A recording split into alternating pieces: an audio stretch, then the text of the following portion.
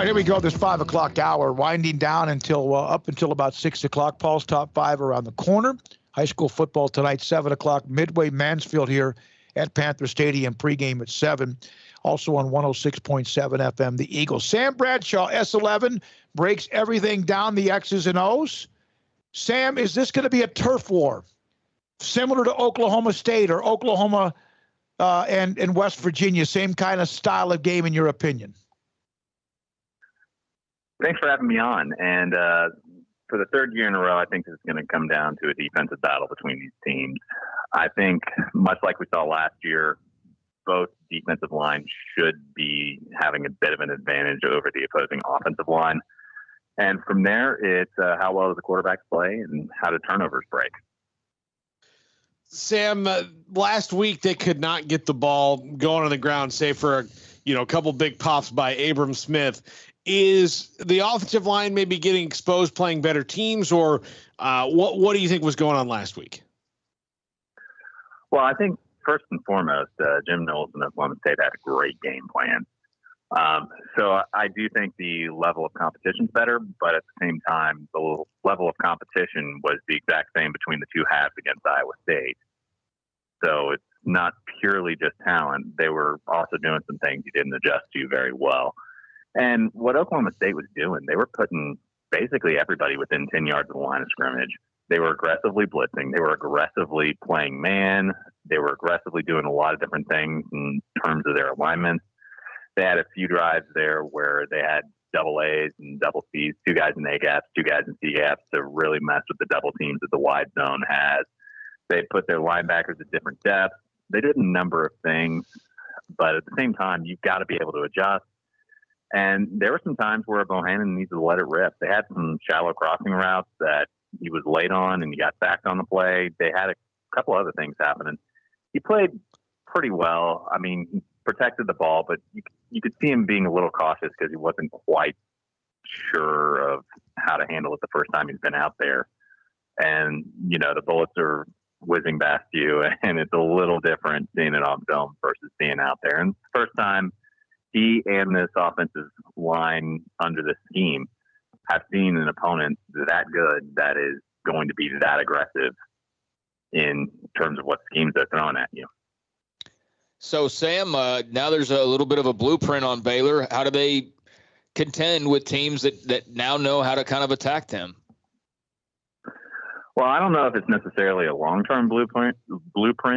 I think it's something that they can definitely adjust to, at least in terms of the macro sense of what they were schematically throwing at you. I think this offense can still be pretty good.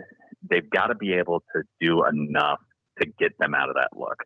They've got to be able to give them some room to operate, and you do that by incorporating the passing game. You do that by incorporating the screen game, and you've got to break some of your tendencies. Oklahoma State and to a certain extent Iowa State were all over the bootleg plays that Baylor likes to use that are very safe, very easy, and they were well schooled on it. They knew where to be, and they were there. You've got to be able to come up with some different depth, different route combinations while keeping it simple for your guys that can put those defenses into a bit of a bind where they're not able to quite as easily anticipate what you're going to do next.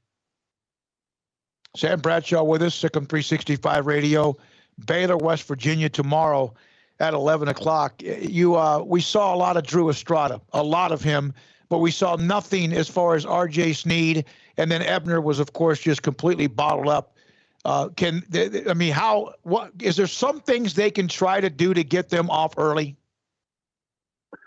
Well, I think part of that's game plan, part of that's matchup. And,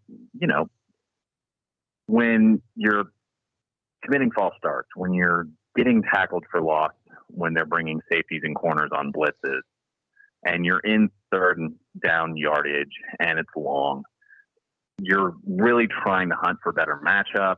And Oklahoma State had 2 really good corners. So to a certain extent, the guys that are on the outside are going to have a little tougher time getting the ball, whereas Estrada was able to get some favorable matchups, and he was able to take advantage of those. So some of it's going to be game planned, but you definitely need to get those guys involved And you definitely need to make sure that all the positions are accounting for things. You need to go back to Mike Leach's sense of balance. He doesn't view balance in terms of run or pass. In his mind, both the wishbone and the air raid are balanced, despite the fact they either run or throw the ball the entire time.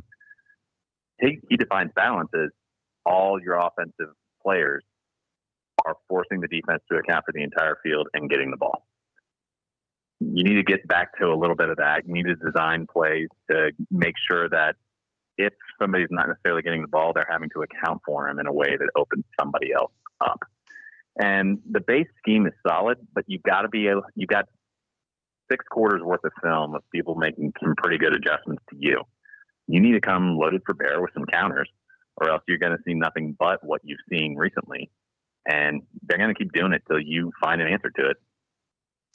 Do you think that they're getting out schemed when they try to get those guys involved? Because, Treston Ebner not involved last week. Tyquan Thornton, kind of involved last week. RJ Sneed completely shut down. But after that, is it Josh Fleeks? Is it Drew Estrada? Like, who is not getting involved enough that they can get out there on the field and make plays? Well, I don't know if I necessarily say one individual. And to be fair, in the second half, that offense went from averaging like 14, 15 yards a drive to almost 30. They scored on 1/3 of their drives in the second half. They were able to move the ball a little bit better against that defense. So I don't really define it necessarily in terms of who do you need to get involved. It's more they're doing X. How do you beat them with Y?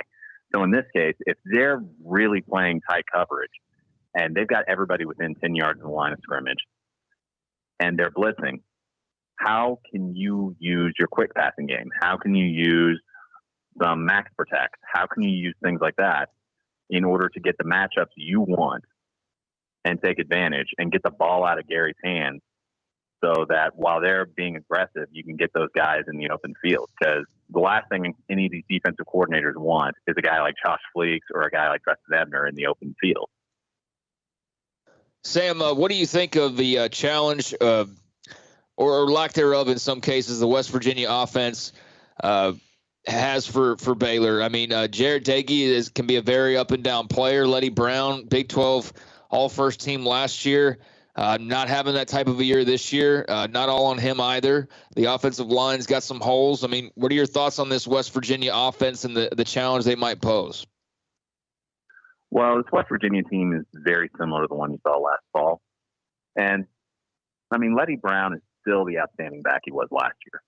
Nobody was ever going to choose him to anchor a 4x100 relay among Big 12 running backs. But if you want somebody that on contact can run through tackles, can also be a viable pass blocker, can be a viable pass receiver, and just make plays for you, he's going to do it. And then beyond that, their receivers, for the most part, they've got a couple guys that can kind of move. I mean, Winston Wright certainly can move. But the rest of the receiving core, relative to the conference as a whole, they don't scare you about going 80 yards the way some of the other teams do. I mean, they can do it if they have the right angle, but, between that and between the quarterback rotation that they've had, and Dagey is not going to remind anyone of Dan Marino's arm strength, but he's a smart kid. Generally, he makes good decisions with the ball. He can stand in the pocket. He can buy some time. He's a decent quarterback. And, without the ability to kind of push defensive line around, they're missing a couple 2-3 starters off of last year's line. It's been kind of tough sledding for them, and I think that'll continue against Baylor. I mean, last fall, Baylor turned them over 3-4 times, and they limited that running game for the most part. I mean, they had a couple long runs. One was like on a 3rd and 26 when Baylor was playing coverage. But aside from that, they really didn't average all that much, and that was a Baylor defense that, due to COVID, they had 3 or 4 of their key D linemen out, 2 of their jack linebackers out. Like, it was pretty slim pickings. I mean, there were times when Ryan Miller, Braden Utley were in there when a lot of fans didn't expect to see them for the first half of the season at that time. It's been something where you're replacing some of those guys with Apu Ika. You're replacing a lot of that. And the guys that are returning, you've got them after another year of strength and conditioning. I don't think West Virginia is just going to be able to lean on them and get the kind of push they were able to get late in the game last fall. I think it's going to be tougher for them to do that. Now, I don't think Baylor's going to be able to turn them over 4 times again, but this West Virginia team has struggled to protect the ball in most of their games. They had an awful day of it against Maryland. To a certain degree, the Virginia Tech game, they had that game comfortably won, but they kept giving the ball away that the Hokies almost came back and beat them.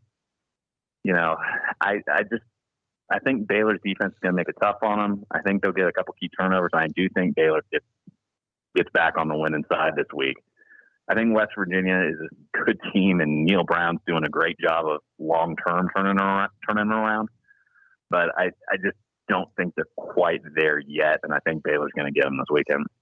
You think that Gary Bohannon, one of his strengths is him staying in the pocket until the very last second, and yet again, one of the things you would like to maybe see him do is on occasion maybe take off just slightly sooner? A little bit, but honestly, I'm all for a quarterback that protects the ball first and foremost. But I feel like he's almost too afraid of making mistakes sometimes. So there's a little bit of you need to let it rip when you see it, and you need to let your guys go have a chance to make a play. And part of that was the line was not able to protect very well last game. And part of that was, if you're constantly in 3rd and long, there's a lot a defense can do to take away some of the easier throws from you and really make it difficult. And if the guy that they're singling when they've got everybody else doubled, if he's losing on his route compared to the cover guy, well, the quarterback's up a creek at that point. So it's not all on him, but, it's a quarterback getting his first significant starting snaps at the FBS level. And the first 3 power conference teams he's faced were Iowa State and Oklahoma State and now West Virginia, all of which are certainly in the top half of the defenses in the conference. So he's getting a bit of a trial by fire, and we're going to watch him grow. Thank you, Sam. Appreciate it. Sam Bradshaw, S11, breaks down the Baylor game coming up. And, of course, sometime over the weekend, he'll have something pretty quickly after the game and break down what happened. And you have Craig and his audio portions. Paul will have the post game tomorrow following Baylor, West Virginia. Then Brian Etheridge gets in there and does one of his, and Ashley the next day, and Colt, and golly, Grayson. It's filled with what happens and how people look at it as well over the weekend, and then head to the Brigham Young game coming up next week.